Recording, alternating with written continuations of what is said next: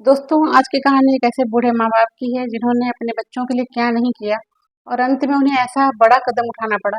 जिसने भी सुना वो चौंक गया कि क्या बेटे को ऐसा करना चाहिए था। कहानी को पूरा सुनिएगा तब आपको पता चलेगा कि कहानी में मैं क्या बताना चाह रही हूँ। अगर कहानी अच्छी लगे तो लाइक करिएगा, चैनल पर ही बार तो सब्सक्राइब करिएगा और अगर वीडियो पसंद आती है तो शेयर भी कर सकते हैं। तो चलिए कहानी शुरू करते हैं। नमस्कार दोस्तों, मैं हूँ शशि और आप सभी का स्वागत करती हूँ आपके अपने चैनल प्रीति शशि में। दोस्तों, यह कहानी अभी कल की है। कल से पूरी बात का खुलासा हुआ था। ये कहानी 8 मई की है और ये जगह है सूरत। सूरत में सार्थना पुलिस थाना लगता है। वहाँ के पास एक बिल्डिंग है, मेरा एवेन्यू नामक एक बिल्डिंग है। ये वहाँ की कहानी है। वहाँ पे एक परिवार रहता था। उस परिवार में पति पत्नी और उनके 2 बेटे थे। एक बेटे का नाम था पीयूष और दूसरे बेटे का नाम था संजय। और जो पति पत्नी थे उनका नाम था चूनी भाई गेड़िया और जो पत्नी थी उनका नाम था मुक्ति बेन गेड़िया। ये फैमिली रहते थे। 2 बच्चे थे, उनके 2 लड़के थे। दोनों लड़कों को उन्होंने पढ़ाया लिखाया। बड़ा बेटा पीयूष जो था वो फाइनेंस फाइनेंस का कुछ काम करता था और अपने काम में ग्रोथ भी कर रहा था। लेकिन धीरे धीरे क्या होता है कि उसके ऊपर उसका जो फाइनेंस का काम है वो डाउन होता चला जाता है और डाउन होते होते उसको अपने काम में बहुत सारी दिक्कतें आती हैं और उसके बाद बहुत कर्जा हो जाता है। कर्जा जो होता है वो 40 लाख के आसपास का उसके ऊपर कर्जा हो जाता है।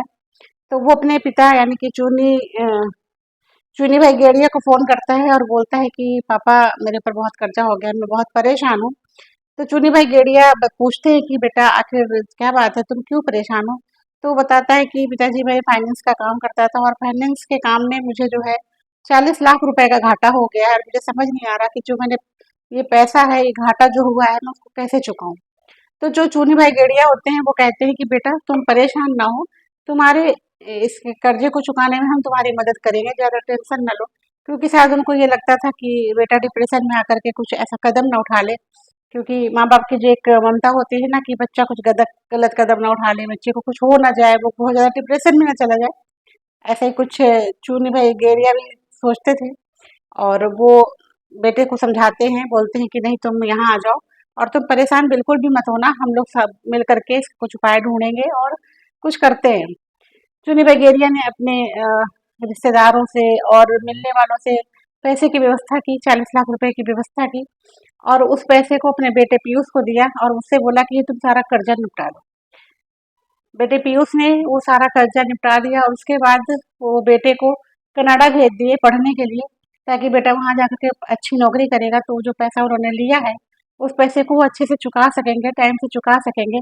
क्योंकि आप सभी जानते हैं कि कर्ज लेना एक बहुत बड़ी समस्या है। क्योंकि कर्ज लेने के बाद जो लेनदार होते हैं ना, वो दरवाजे पे आकर जब रोज दस्तक देते हैं तो वो बहुत बड़ी बात होती है।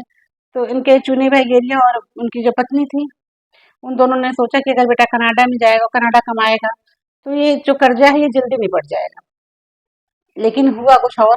कनाडा जाने के बाद जो बेटा था, जिसका कि 40 लाख का कर्जा उनके पिताजी ने चुकाया था, बेटे ने वहां जाकर के ना फोन किया, ना ही माँ बाप से कभी संपर्क करने की कोशिश की। यहाँ कर्जदारों की भीड़ ज्यादा थी और एक बेटा और था संजय, छोटा बेटा संजय था, जिसकी भी फ्यूचर जो है दांव पे लगा हुआ था। क्योंकि जो भी जमा पूंजी थी, जो कुछ भी कैसे भी करके चुनी भाई गेरिया ने अपना पैसा सब जगह से कलेक्ट करके और अपना जो जमीन वगैरह था उससे व्यवस्था करके उन्होंने वो पैसा पीयूष को दिया था। इस उस पे दिया था कि पीयूष कनाडा जाएगा और कमा करके वो सारे पैसों को चुका देगा। लेकिन कनाडा जाने के बाद पीयूष ने पैसा चुकाना तो बहुत दूर की बात, कभी अपने माँ बाप को फोन पर हाल तक नहीं पूछा कि आप लोग कैसे हो। इस बात से परेशान होकर के चुनी भाई गेड़िया की उम्र थी लगभग 66 यानी 66 साल और उनकी जो पत्नी थी मुक्ता बेन गेड़िया, उनकी उम्र थी 64 साल।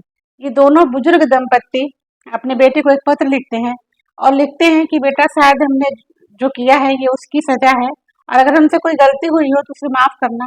और ये दोनों पति पत्नी मीरा एवेन्यू नामक बिल्डिंग में अपने फ्लैट में पंखे से लटक के फांसी लगा के जान दे देते हैं। ये कहानी ये कल 8 मई की घटना है ये। और 8 मई को ये घटना हुई है कि उन्होंने पंखे से लटक करके और फांसी लगा ली और वो दोनों पति पत्नी ने अपनी जान दे दी सिर्फ इस वजह से कि बेटे ने उनसे मुंह मुंह फेर लिया। जिस माँ बाप ने 40 लाख रुपए का कर्जा बेटे का चुकाने के लिए एक बार भी नहीं सोचा, वही बेटा पलट कर उनको कभी फोन भी नहीं करता था। इस बात से वो लोग बहुत दुखी रहते थे और उनके दुखी रहने का एक कारण और भी था कि जो उनका दूसरा बेटा संजय था, संजय का भी फ्यूचर दांव पे लगा हुआ था कि अब वो संजय के लिए क्या करे, क्योंकि जो भी जमा पूंजी थी उन्होंने बड़े बेटे पीयूष को दे दी थी और ये सोच के दिया था कि पीयूष से वहां जाकर के कुछ काम करेगा तो सारी जो सिचुएशन अभी गड़बड़ हुई है सब सही हो जाएगी। तो इस कहानी के बारे में आपके क्या विचार है? ये सूरत में सारथाना पुलिस थाना के अंतर्गत ये केस आता है। आप लोग चाहें तो नेट पे सर्च कर सकते हैं, गूगल पे भी ये कहानी कोई झूठी बात नहीं है। आप सर्च भी कर सकते हैं और इस कहानी के बारे में अपनी राय जरूर दीजिए। ये क्या आपको ऐसा चाहिए कि उसको इस माँ बाप के लिए इतना है, उस माँ बाप हम लोग कर रहे हैं। आप लोग कमेंट में जरूर करिएगा कहानी के बारे में कि इस कहानी कैसी थी और आपके पास की कहानी